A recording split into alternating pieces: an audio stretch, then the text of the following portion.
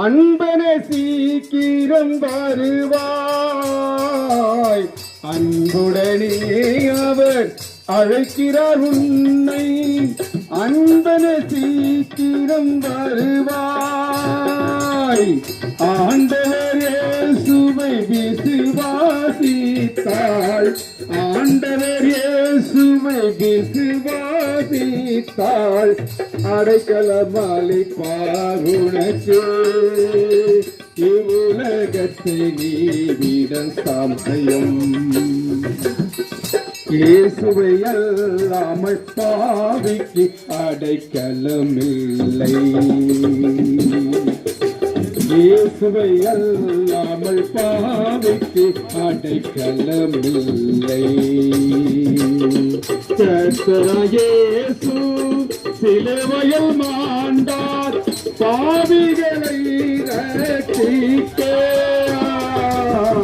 கர்த்தராகிய இயேசு சிலுவையில் மாண்டார், பாவிகளை ரட்சிக்க. பாடுபட்டு தன் ரத்தம் சிந்தினார், பாடுபட்டு தன் ரத்தம் சிந்தினார், மரணத்தின் கூரை முறித்தார். இவ்வுலகத்தை நீரிட சமயம், இயேசுவை அல்லாமல் பாவிக்கு அடைக்கலமில்லை.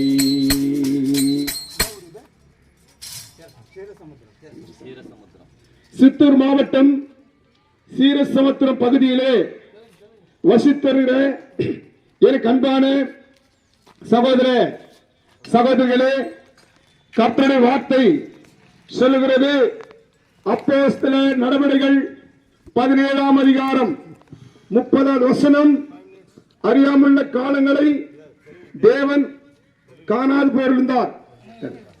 ప్రియమైన వారలారా, ప్రభువైన యేసుక్రీస్తు నామమున ఏక క్షీర సముద్రంలో ఉన్న ప్రజలకు వందనాలు తెలియజేస్తున్నాం.